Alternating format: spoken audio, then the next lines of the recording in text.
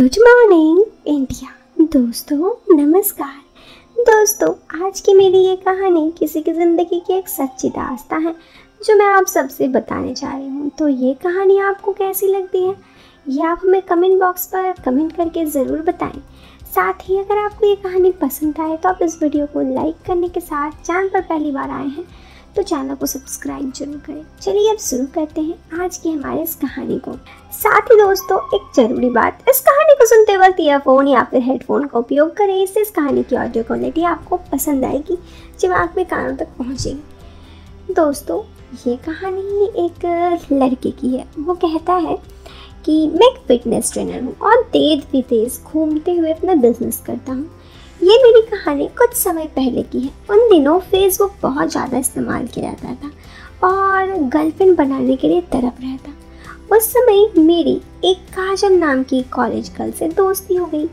हमारी हर दिन आपस में चैट होती। चैट का अंतराल काफ़ी लंबा समय तक चलने लगा तो हम दोनों एक दूसरे से खुलने लगे और हम दोनों के फ़ोन नंबर आपस में एक्सचेंज कर लिया।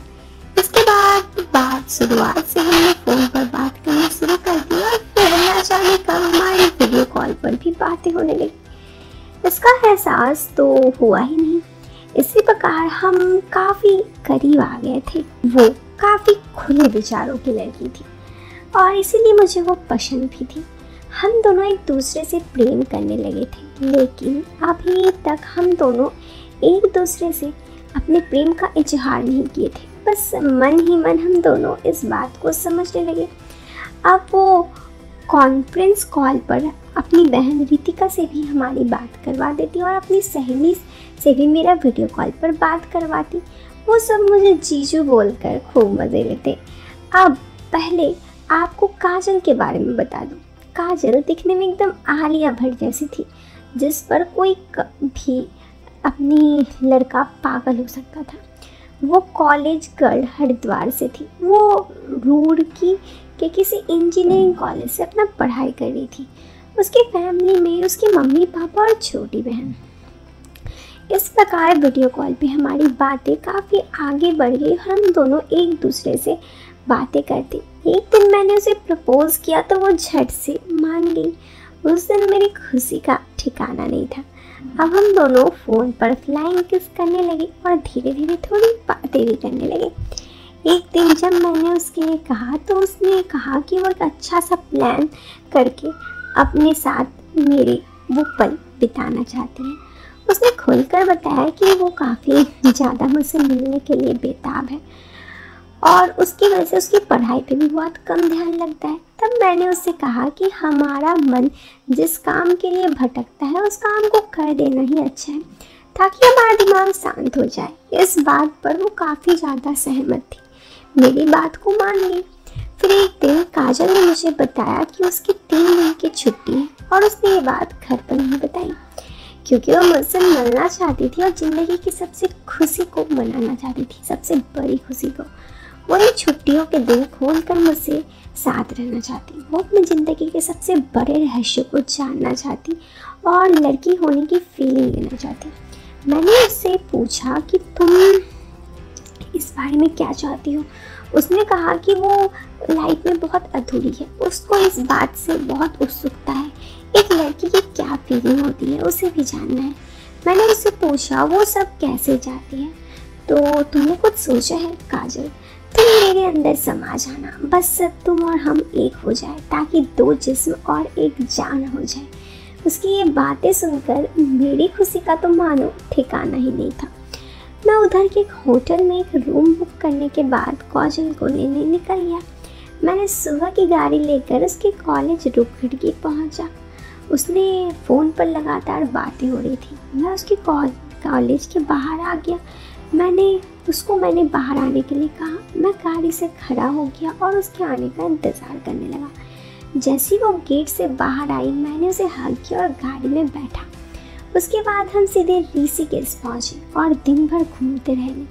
मैंने गाड़ी एक तरफ पार कर दी और हम दोनों हाथों में हाथ डाले घूमने लगे। उसके हाथों का स्पर्श मुझे बहुत अच्छा लग रहा था। वो मेरे हाथों को बड़े जोर से पकड़ी थी। हम दोनों एक दूसरे से चिपके थे, मानो ऐसे कि शादीशुदा जोड़ों की तरह घूम रहे थे। हम दोनों का ही मन था कि बस एक दूसरे के बाहों में सिमट जाए और अपनी इच्छाएं पूरी करें, मगर इस तरह से ये खुलकर संभव नहीं था। तो वो मुझे भी पता था और उसे भी। इस तरह हम दोनों एक दूसरे के साथ घूम रहे थे। फिर कुछ समय घूमने के बाद मुझे भूख लगी। मैंने सोचा खाने के लिए, तो उसने हामी भरते हुए कहा तो हम होटल चल गए। मैंने चुटकी लेते हुए कहा खाने के लिए पूछा और किसी और चीज़ के लिए नहीं। वो शर्मा गई और मुक्के मारते हुए बोली ज़्यादा सताओ मत। वो समझ गई और उसकी बाहों में बाहें डालकर हम एक रिक्शे में बैठकर वापस होटल आने लगे। रिक्शे में हम दोनों बहुत सी बातें कर रहे थे। हम दोनों इस तरह पहली बार मिल रहे थे। उस वक्त मैंने उसकी फिर चुटकी ली और कैसा लगा। वो सर से लाल हो गई थी और बोली मुझे क्या पता। मैंने भी हंसकर कह दिया मुझे भी नहीं मालूम है, मगर मेरी जितनी जानकारी देने वाली फिल्में देखी हैं इससे मैं कुछ एहसास तो कर सकते हैं। हाँ, उसने कहा हाँ वो तो मैंने भी देखी है। इस पर मैंने कहा फिर तो तुम्हें अंदाज़ा होगा ही कुछ का। वो शर्मा कर बोली मुझे ठीक से मालूम नहीं है, आज मालूम हो जाएगा। मैंने कहा मतलब खूनी खेल खेलने के लिए तैयार हो। ये बात उसकी समझ में नहीं आई। उसने पूछा मतलब। मैंने इस बात को यहीं ख़त्म कर दिया और बस हम दोनों चले गए। मैंने पूछा तो खाने में क्या पसंद है। काजल चहक कर बोली हाँ हाँ मुझे खाने में मलाई बहुत पसंद है।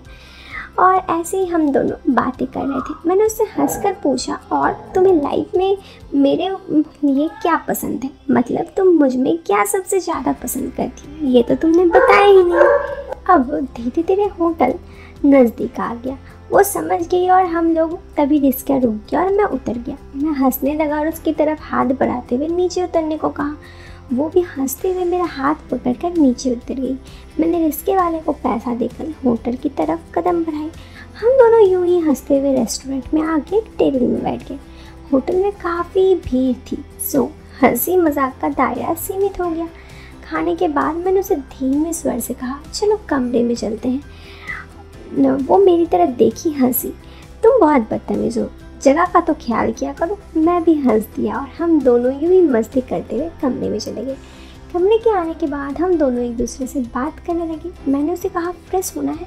वो बोली तुम्हारा मतलब नहाने से है। मैंने कहा हाँ। वो बोली पहले तुम नहा लो फिर मैं नहा लूँगी। मैंने कहा साथ ही चलते। तो वो मुस्कुराई और बोली नहीं, हम दोनों अपना ऐसे ही नहाएंगे।